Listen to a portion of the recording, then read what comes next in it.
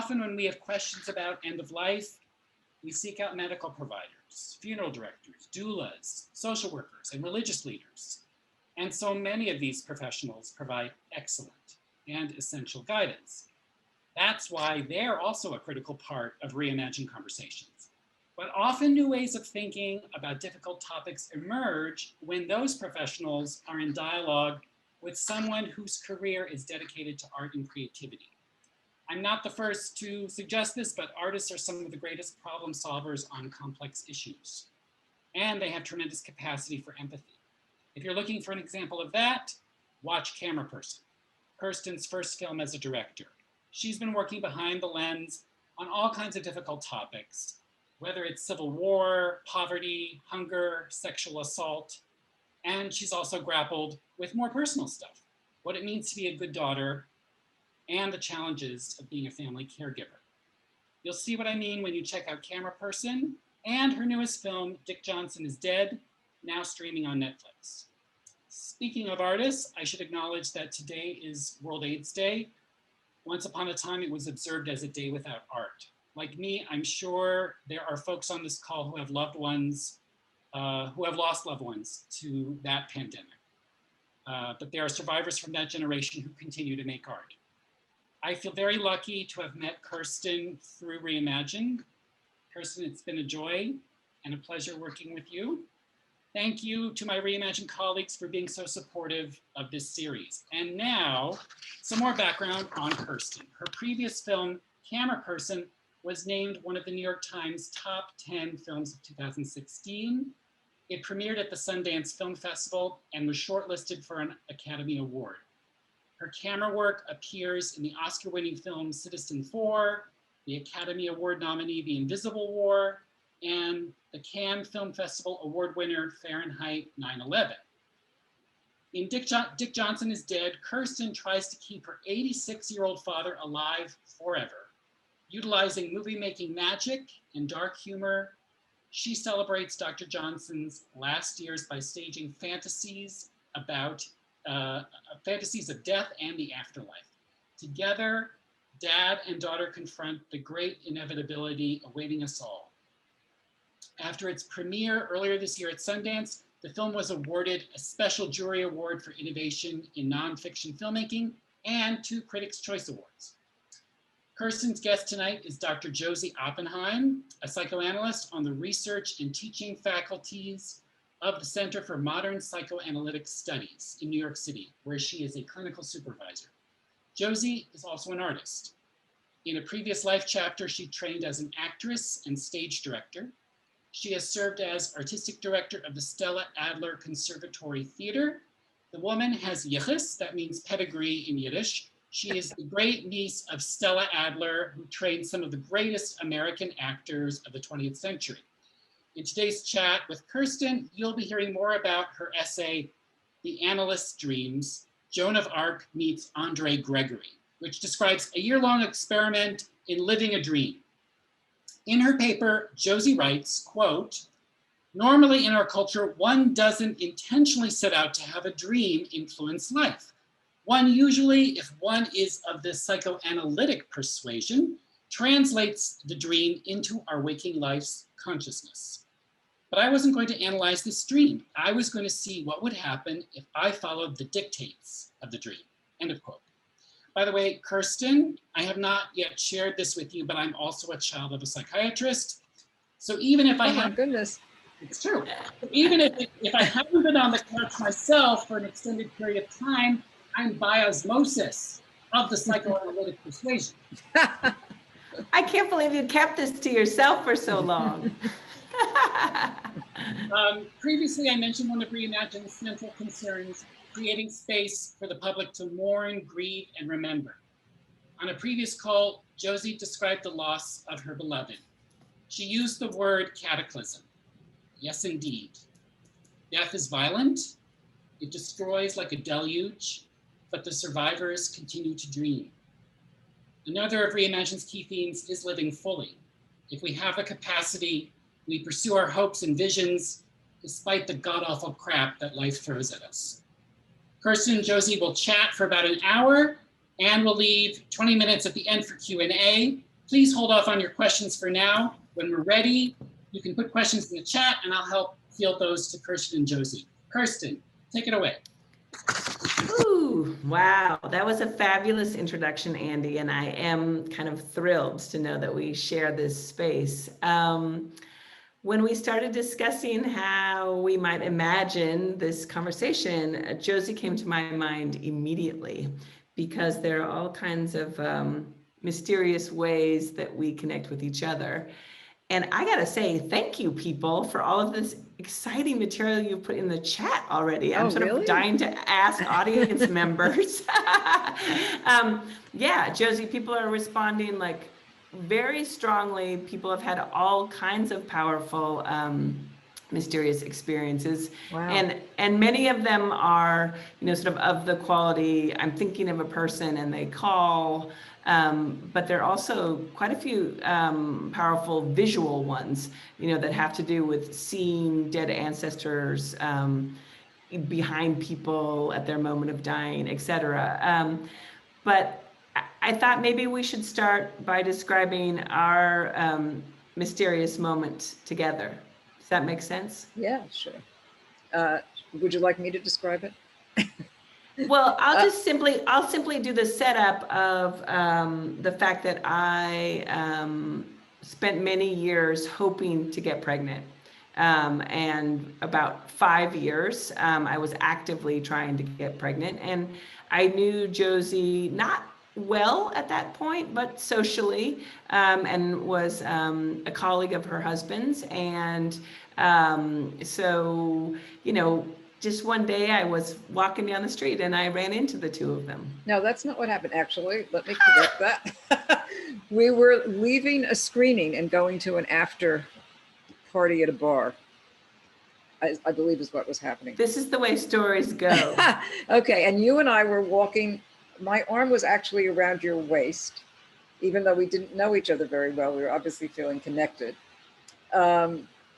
And I said, you're going to come, aren't you, to the bar? And you said, no, I can't because I can't drink. And I said, well, why? And Kirsten said, well, I'm trying to get pregnant. And I said, oh, come on, just come in and have some seltzer. You don't have to drink. Come on. I was very disappointed that she wasn't going to come. And then I stopped and I said, Kirsten, you are pregnant. And I had this absolute knowledge that she was pregnant. And it was physical. I was near her stomach. Kirsten's very tall. So when I had my arm around her, I was sort of not that far away from her stomach. And it's like I felt this electricity coming out of that area of her body. And I said, I have absolutely no doubt that you were pregnant, which was an amazing thing to say. She was just sort of trying. At this point, there was no way for her to know. So, and what really struck me was how intensely energetic this particular fetus was. And then it became something I could understand somewhat later because it turned out she was having twins. So I was actually feeling two babies in there. Mm. So that was a very extraordinary experience for me and Kirsten. And it has created a bond between us that is just always there. And it was one of those shockers because, like at that point, it was such a fragile thing to have someone say to me, you are pregnant, was like, you better be right. Right. Or this is not going to go well.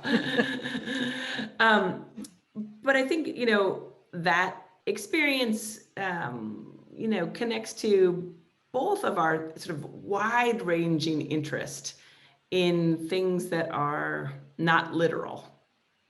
And the two of us happened to also be at a kind of retreat at the Sundance Institute.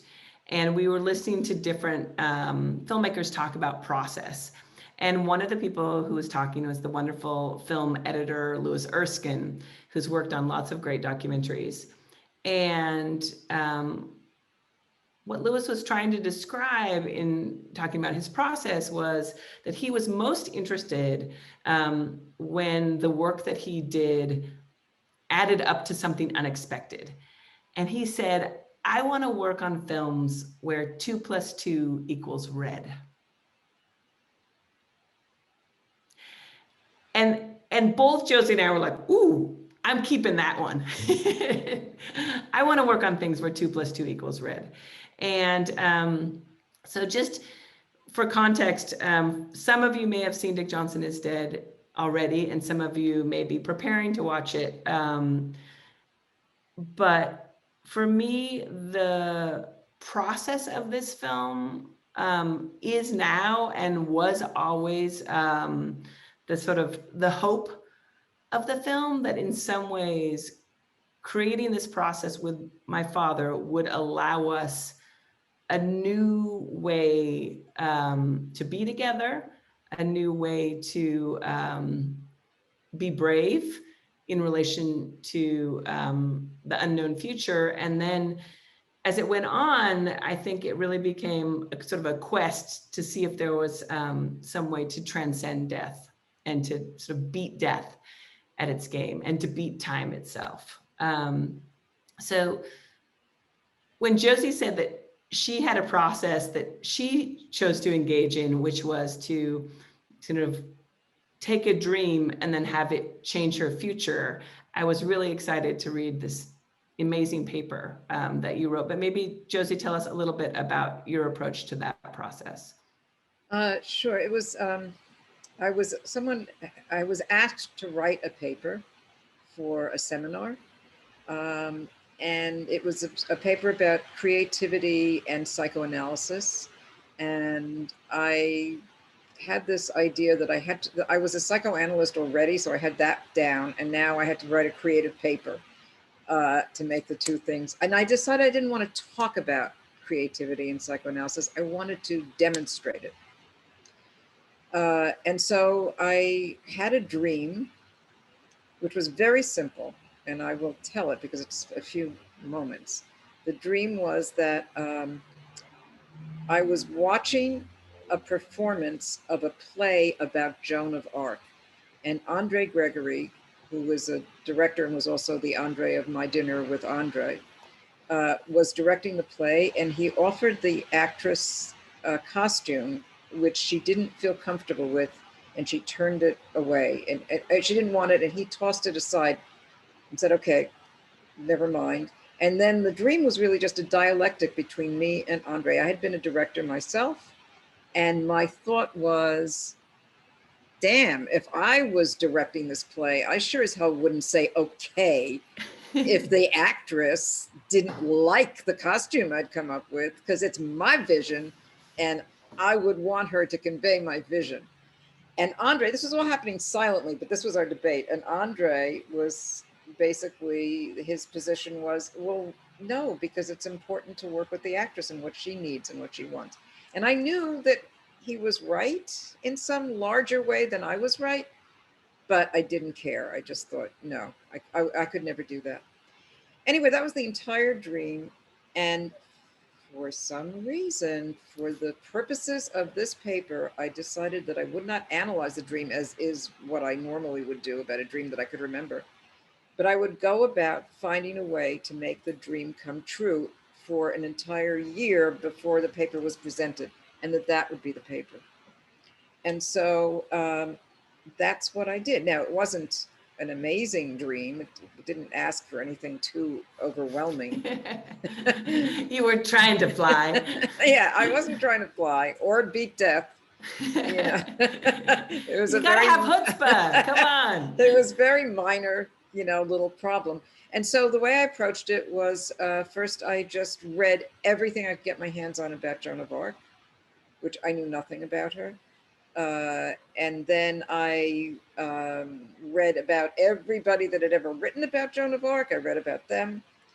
And then the last part of the process was I had to find a way to get Andre Gregory, who luckily I knew, I had to find a way to get him to direct a play and have me watch it that was my idea of how I could make the dream actually come true. So there's a lot in the paper about my attempts at having this happen and how it does actually happen. But what I discovered by this year-long process, and believe me, I didn't know what I was doing or what the paper was going to be or what I was going to say about it, because it was very mundane in a way. But it was a very extraordinary experience to live a year like that, to actually be attempting to make a dream come true. Even though I wasn't doing it in some magical way, I was doing it in some very concrete kind of way. Um, to live that closely to a dream was very powerful, and it made me understand that the dream, that this is what the dream desires of us. The dream desires that we live it. That's really what it wants us to do. And so there was something wonderfully deeply fulfilling about having spent a year doing this. And I guess what I came to at the end was this idea about the unconscious.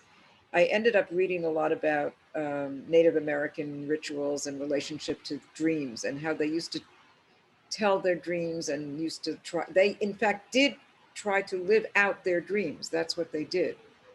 And that struck me as fascinating, because there they were in the, in these wild environments where they really needed to survive, physically needed to survive. And yet what they did was go to the dream. And I found that very powerful and meaningful about what this part of our lives is, and which, and I think was very much what I saw in your film as well. Well, I mean, I think what's so amazing is, those words are such a cliche, like make your dreams come true. Right, right. But no one, I mean, what's hilarious is that you did it literally. Like, right, as opposed to like, oh, I dream of these, to go to this place, so I'm going to go there. It's like, no, you dreamed something, and then you set about making that dream come true. Right. And also, it's not the same as your fantasies come true, which is a little different than a dream. Right. A fantasy is a much more conscious thing. It's what we want. A dream is a mystery. I mean, what is it? We can't really ever understand what it is. It's something we can study forever, I think.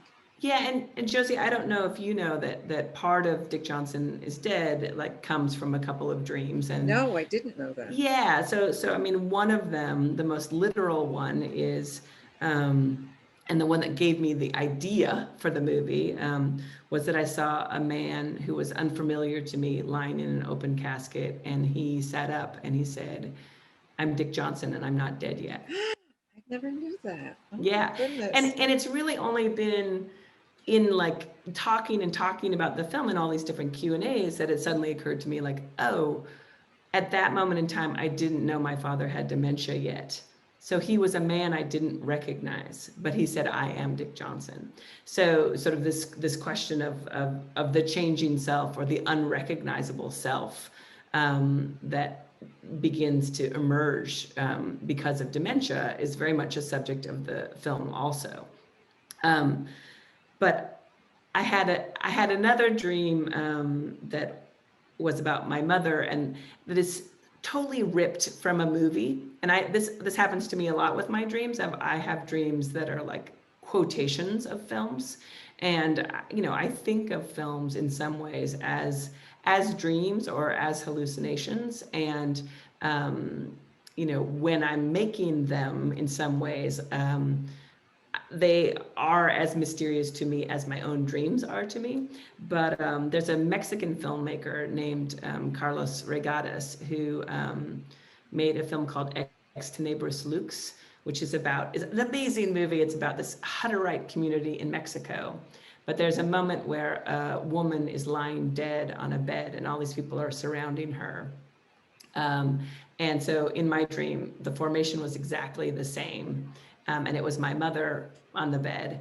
And I had felt just terrible because we had moved my mother into a dementia care facility at the end of her Alzheimer's. And we'd helped her move in and everything, but they had these terrible kind of polyester sheets. And I'd said to myself, like, oh, I'm gonna get like nice sheets for her. And I didn't do it before she died. She died quite quickly after she moved there. And I never got her the sheets. So in the dream, she's on one of those like amazing Swedish $60,000 beds, like those Hofstadter, I don't know what beds. And she sits up and she said, "Oh, I'm so comfortable. Kirsten got me this bed and I'm wearing a cashmere t-shirt. Like, I'm good." And then she lay down and was dead again. Oh my God. That's so great.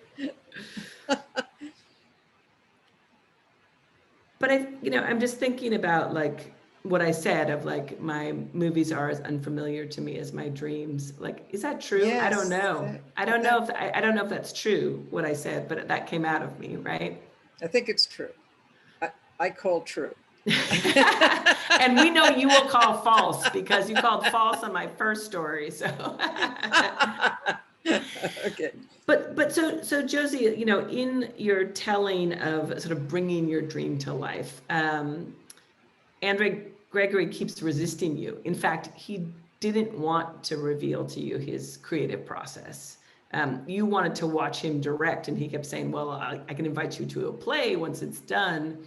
I'm just sort of interested in what that made you think about the vulnerability of the creative process, because, you say like, you just tried to make this little banal dream come true, nothing crazy like trying to defy death. But I knew I was going to fail. Like, that was part of the deal of this process. Right. It's like, I can't beat death. I can't make my father live forever. Right. But like, what if I tried everything possible, everything that cinema can give me to do that? But so the vulnerability of the process was that, like, I felt like enormous failure was happening at all times. So like, this is the worst idea ever. Am I crazy? You can't make a film with a man with dementia. You can't make a comedy out of dementia. Like, what am I thinking? Well, you did it. Well, and yet, like, I can't stop the forward progress of my father's dementia. He hasn't died yet, so maybe I did do it. Well, I in the last segment that you mentioned that he was sort of aware of his situation, and that really, which your mother had not been. Correct. Is what you said. Yeah, Yes. and so that really, what I thought about that was that I think making the film probably did help him have an awareness of his situation, because that's what you were doing. You were fully aware by creating this whole situation around him about that. And I wondered if in some way if you did in some way hold him more there than he might have been That's so just interesting. left to go and be in his own world. Right. I actually didn't even think of that. I mean, what I did say to myself, one of the rules of the process was that he would be a full collaborator with me throughout the process. And so, he was watching cut after cut of the film. If we filmed something, he would watch it. And so, there was a way in which he was learning over and over again about what was happening to him, right? Mm-hmm. But I really think his self-awareness predated the film itself. I mean, maybe the film supported his understanding of what was happening, but I mean, I think this is, for me, one of the extraordinary qualities about my father was his capacity, not for self-analysis. He didn't self-analyze. And nor did he analyze us children. Like, I'm not one of those like child of a therapist who's like, oh, I wish I didn't have a therapist parent. I'm like, that was not what he was doing. But he had perspective and like kindness towards all of us. And I would say even towards himself, that I find pretty rare in a human. Most of us beat up on ourselves pretty hard, and then hence on each other.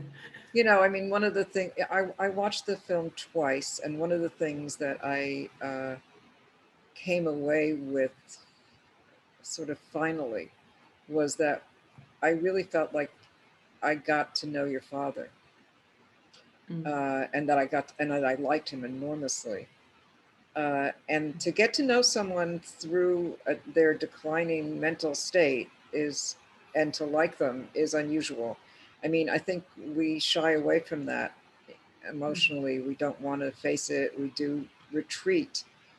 Uh, and I think, you know, the fact that you sort of created art around the situation allowed an openness that, you know, art is, it does a lot of things. And one of the things it does is it protects you from the full force of things. Yeah. It transcends some of what's terrible, and it protects you. It gives you some barriers and allows you therefore to have be more in contact than if there was not that protection. Yeah, there's no question that I use this film as a form of emotional strength and protection. And certainly the quest to do something even slightly funny, the comedy, which I've never made anything funny before. And I was just determined. I was like, if there's one thing that like, there will be a big laugh in this movie, you know, like that was the thing that was, um, like always, that was one thing I knew, was that we were trying to make it funny. And that felt like, you know, like, oh yeah, I'm trying to make a film where I kill my father over and over again till he really dies for real. Like, to say that to people is so it's just like, you know, some people are like, what? And other people, you know, really will laugh when, you know, like, it's such a shocking thing to say. And that, being able to say that instead of, I'm making a film about my father's dementia, which is just like, okay, and now, like, one, no one Yeah. wants to watch it, and What? two, I dissolve in a puddle of tears, right? Right. Exactly. Exactly. I always remember that in the person who founded my psychoanalytic institute, uh, when she died, um, there were two images of her that were hung up on the walls. One was a photograph, and one was a painting done by the wife of one of the faculty members. Hmm. Um, and the painting was so much her, and the photograph had nothing to do with her. Oh, wow. And I just thought, I mean, I never got anything from the photograph, which was a much more, you know, But wait, inclusive thing. But right. this painting really captured something about her that I always loved looking at. Yeah. Well, So, I mean, I think that thing, like, so what's someone's essence? What's their spirit in a bottle? What's their electricity? Like, you know, that you felt the electricity of my two children inside yes, of me, which, you know, yes. like, I could feel that too. But I, you know, honestly, I was so hopeful the whole time I was getting pregnant that literally every time I had even like a way outshot, and this was, you know, I was trying to get pregnant with a gay couple. And so it was like a very medicalized process. So I'd know, like, okay, we have like now implanted sperm, and it is these 2 weeks that maybe I can be pregnant. I felt pregnant every single time. You know, so I like tried like Right, 9 times, and right. so I didn't trust my own instincts at all. And when you said that to me, I was like, yeah, right. Like, you know, like, part of me was just like, yeah, we all hope I'm pregnant, right? Right. So, but I certainly felt like, whoa, there's something going on in there. But I was like, it's my own hope that I'm feeling. Oh, you felt Um, it too? You felt something yeah. going on? Yeah.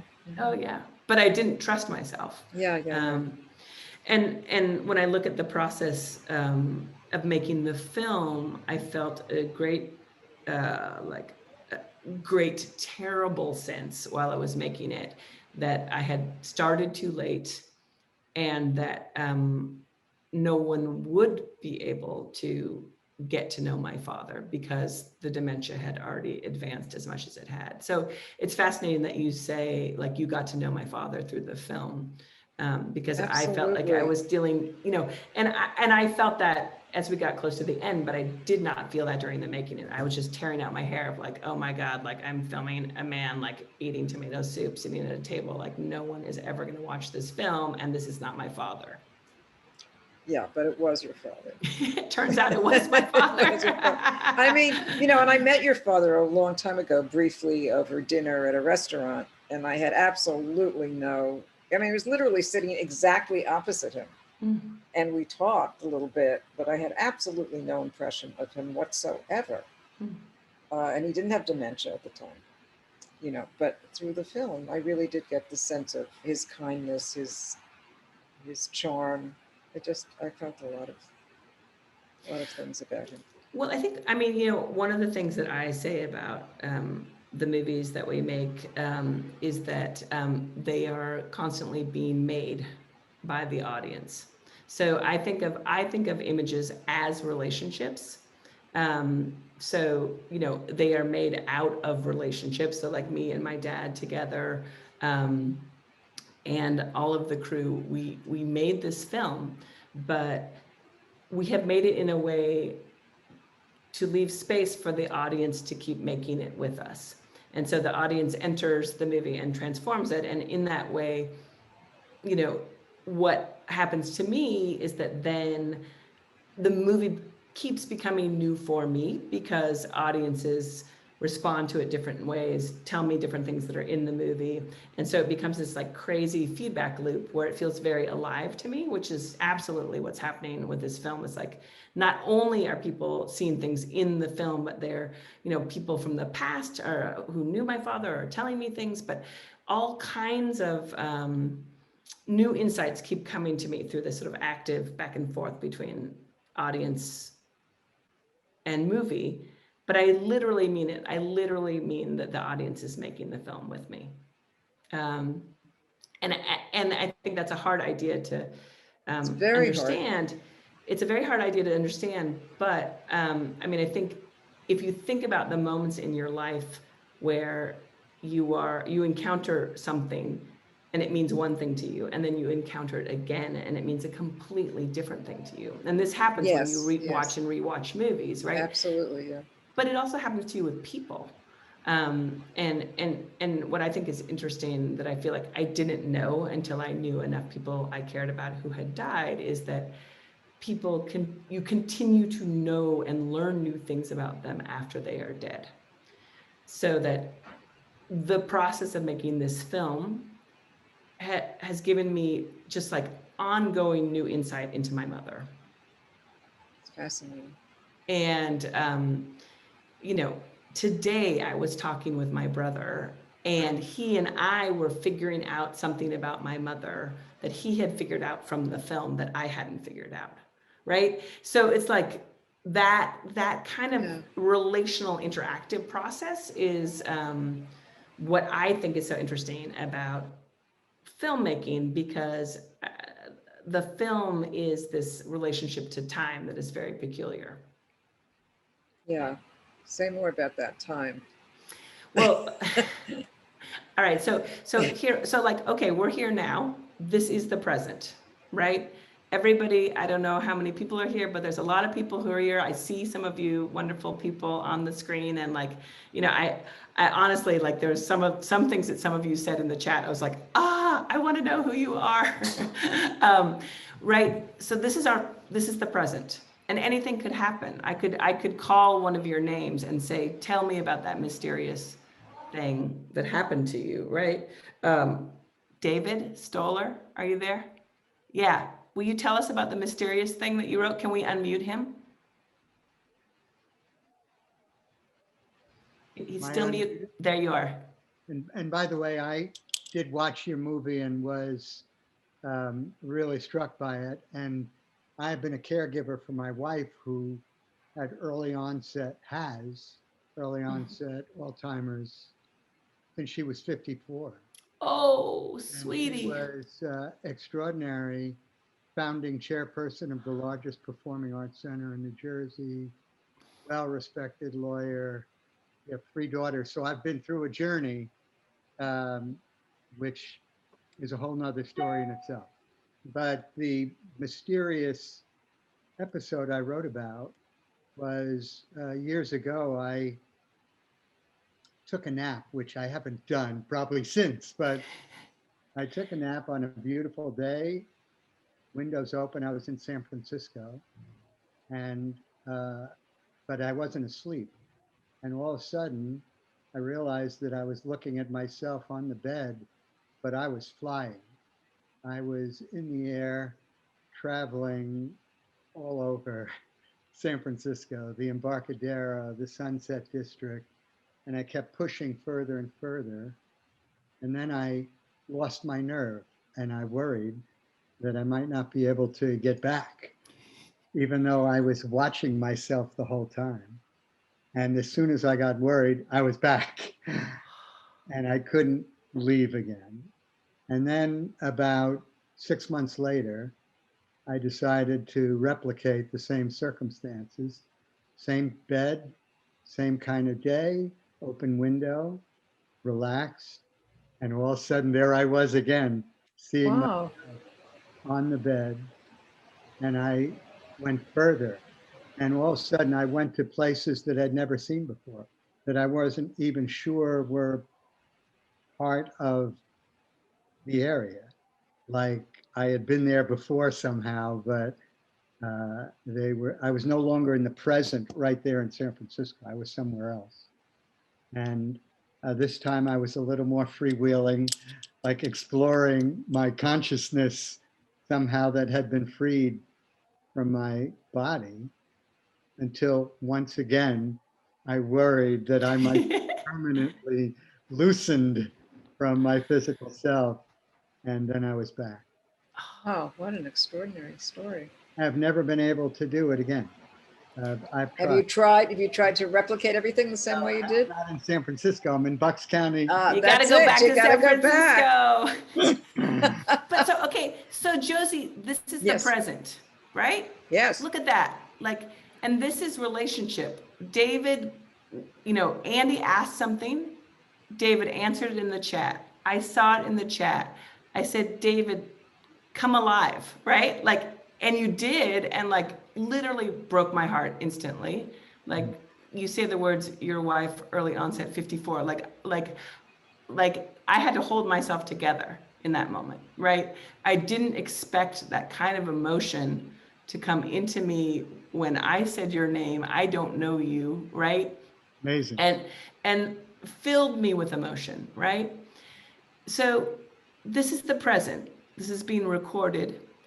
It may be that David and Josie become friends. I hope so.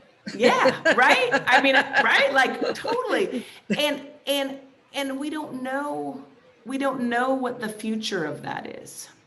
We know that what just happened, the story that David told us, is already the past.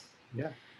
But it's alive in us, and Yes. one of us someday may love someone who gets early onset Alzheimer's at age 54, and we will remember David.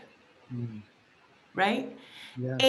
And this is the thing for me of like, we don't know where this is going, right? And that's back to the sort of mystery and the non-literalness of connections that Josie, you and I share a mutual interest in, right? It's just like, put it out there, right? Yeah. Put it out there, and then what's going to happen? None of us know, but we know that we're all here, Yeah. right? I would just say that it's so interesting because I wanted to see your movie for obvious reasons. And I was really struck by it. And the saddest thing in my situation, or my wife's, is she's lost command of her words.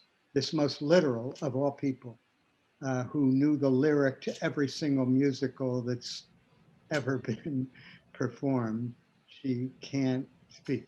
And so she is full of words. I've recorded thousands of them, but I can't find the pattern in them. But when I saw your movie and I saw this thought of keeping your father alive, or even recreating him somehow through this imagined circumstance of being in heaven and being in the coffin and participating watching his own funeral, which was, blew my mind. I thought of how I might do something like that with my wife, who just Who just came. came downstairs. But yeah, listen, I would love for this to turn into something. I would just say that it was my rabbi, Diana Miller, who wrote to me last night and said, check out this website. I think that this is something that would capture your attention and maybe your imagination about your own situation. Absolutely amazing. And that's how I got on. We're so glad you're glad you're here, David. Yeah, and can I David. let me tell you, I did not, it's so interesting, like, what do we hope for, or what do we want, or what's the connection we're trying to maintain with this person who is here but not here. Right. And with those heaven sequences with my dad, the heaven and the sort of hell of the apartment he was lost in, Right. We filmed those near the end of the filmmaking process, and his dementia was quite advanced at that point. And we came up with the scenes and the costumes and the decor, the decoration, all out of like not knowing what he would be able to do. So we sort of had like backup plan beyond backup plan of like, okay, we've got a mask. So if he can't participate and he falls asleep, then the show can go on, kind of thing, right? But what was just remarkable in the process was that he rose to that occasion. He had so much fun. Remarkable. He was there for every take. He, who had not played the clarinet in forever, we were blasting Benny Goodman, and he was listening to the Benny Goodman, right? And I see your wife there listening. What's your wife's name? Barbara. Barbara was there listening for a moment, right? Like, and so Dad was like, he heard Benny Goodman all of a sudden, right? And then he saw this woman, this beautiful young woman, but who was wearing the mask of my mother, and he was like, can I dance with her? And my dad never danced. And I was like, the whole thing was like, we want him to dance, but can he dance? And he was like, can I dance? And then he tried to dance. It was so beyond what I imagined. And so, I think the thing was not, my whole thing was like, I'm not trying to get something out of him. I'm not trying to make him do something. I'm just trying to stay connected to who he is in this present moment. And we sort of created this strange world for him to live in and be in together with us. It's so interesting. And I will only say one other thing, but I have been creating a program online called Share Giving. And the idea of it that I've discovered with my wife, and especially since she's not been able to communicate between us or anybody else, although you get to understand, I do, what she might want to say, but I've created this idea of sharing her experience deeply, even when she's not communicating. So if we're taking a ride, I will invent a conversation that I'll have with myself, with her listening. This is what I had. I said what I said with four. Sounds fun. It's four like and it was a dike. Right. We're on tape right now. Hi, Barbara. Say hi. Hi. Hi. We're glad you're here. It's great to see you. You've got a wonderful husband. He's a lot of fun to talk to. She would sometimes agree, but I have found that I've sort of imagined this life of filling it in when she's not. And number one, I found that as a caregiver, it helps me. It's empowering. I'm learning. I have a growth mindset, so I'll talk about things that she's listening to, pretending it's a conversation that we're having. And I think for me, I did many similar things with my father, where it was, I'm not just going through the motions with him. I refuse to go through the motions. I want to be in his present with him. Not And marking time. right, but then I think that becomes like this profound challenge, because her present has a different time space reality than your present, right? And so must you give up your position in time and space to enter her time and space, right? That And to me is another fascinating area. And my daughters have really encouraged me to use my strategic mind to figure out how to have a parallel life without compromising the full measure of care given. wow. Find my own happiness in sort of living two You still lives going side one by from your side. seat? David, for the benefit of our audience, if you could put any information about share giving in the chat, I think that would be great. Yeah. What am I, Sure. I love this idea of a parallel life, right? Like how to imagine a parallel life. I mean, I think for me, I'm not sneak peeking. I just want to listen to what Barbara has to say now. It's so good. Josie, where does that take you? I see that you went and got something. Oh, no. Oh, I suddenly saw this thing that my power was low. It's like, Oh, my God. So I had to run and get some. No, the reason I asked you about the time element is because I went through a period myself of it was very brief, but I got very obsessed with the idea that there are some theories that time is not really linear and that things are happening all at once and that it isn't, as we perceive it, linear. And that concept for a moment really, really gripped me. And I think that is a concept that does beat death in a way. Because if things are happening on so many different levels, in so many time, in the circular way rather than in a linear way, of course, we don't experience it that way at all. But if that is a truth, it became very, very, very intensely important to me. And just when you said that thing about time, I just was really interested. Well, so just so everyone understands, like I'm very interested in like physics and physicists who write about time. And Carlo Rovelli is an extraordinary writer about time and what we know and don't know about it.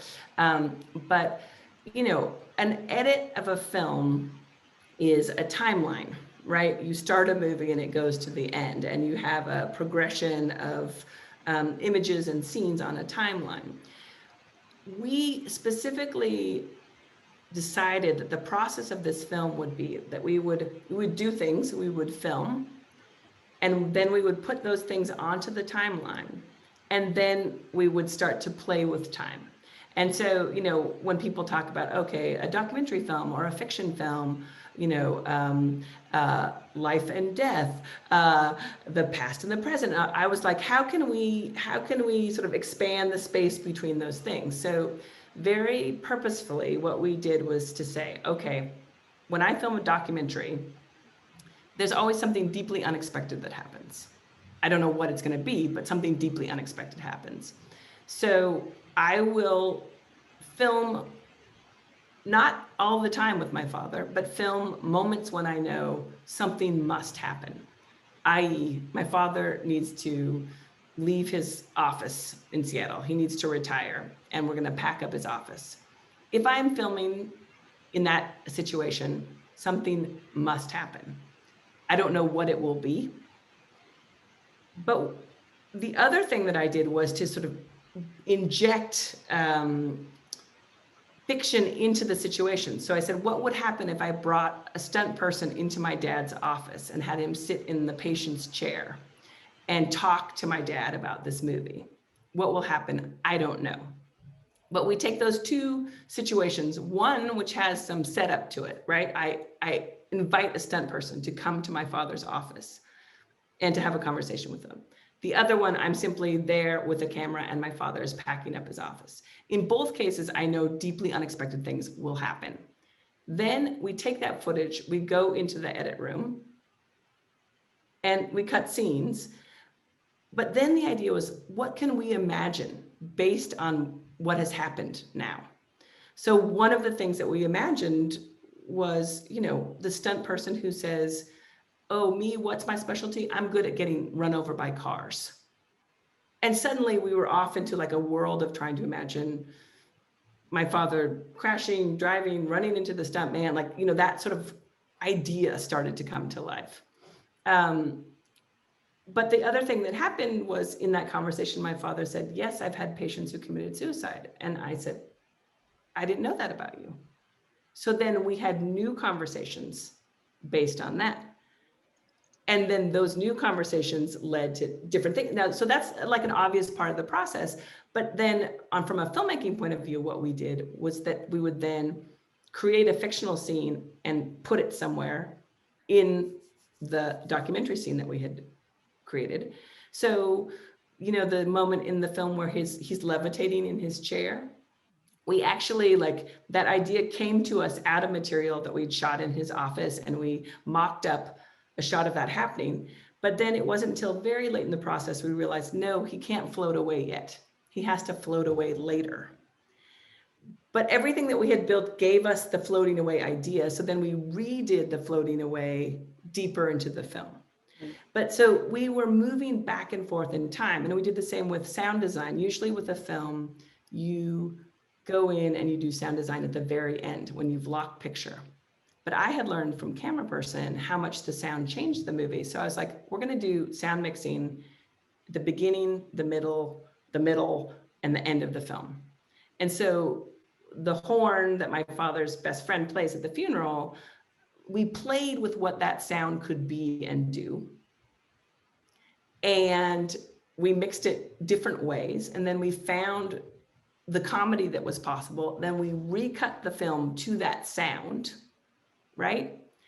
So the whole process was built to scramble time and to move back and forth across these lines between truth and fiction, between the known and the unknown, the experienced and the imagined. So we were purposefully knowing we would break time at all steps in the process. And lots of it people can't see. It's not as obvious how we've messed with time at all. Yeah. Right? So it seems as if it's a linear thing, but in fact, it's time scrambled. Yeah. And what did that do for you? I wanted to, sorry, Josie. Yeah. No, go ahead, Andy, go I ahead. just wanted to say that it's almost 6 o'clock now. There are a few more things I wanted to do, but I also wanted to know if anyone has more questions, they can put them in the chat and maybe we can take one more.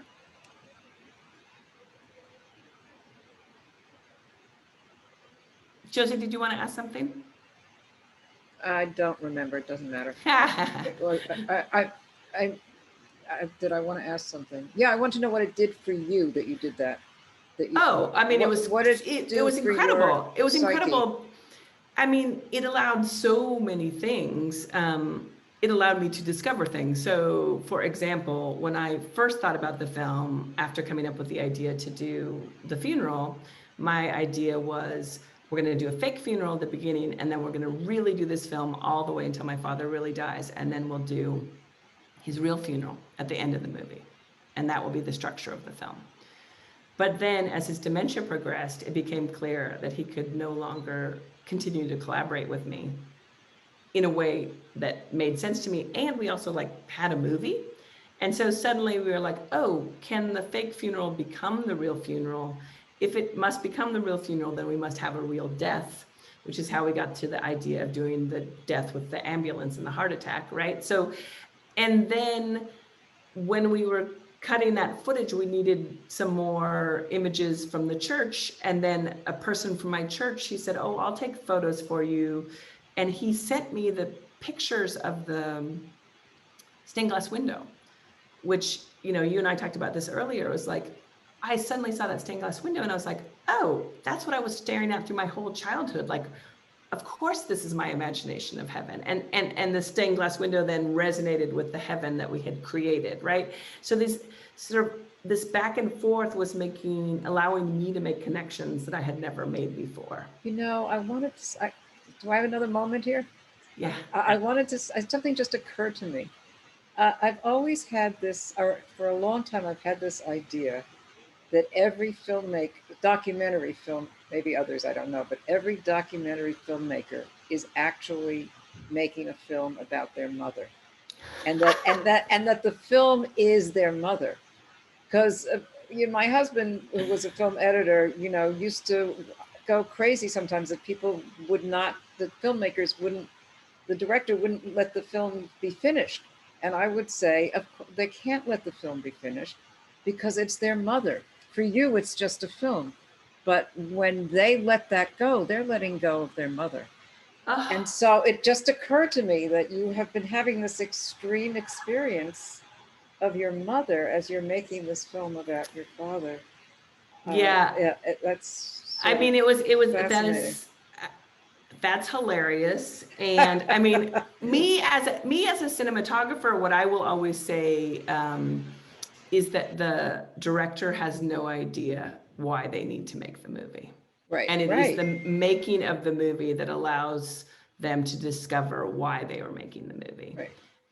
So that's my relationship to it, but I love it. It's like, why the mother? Why not? I don't know. Why not the father? Because it isn't the father. It's always the mother. It's just fun. It's just symbolic. It's symbolic of the mother. I mean, of something that primal and that early and that important.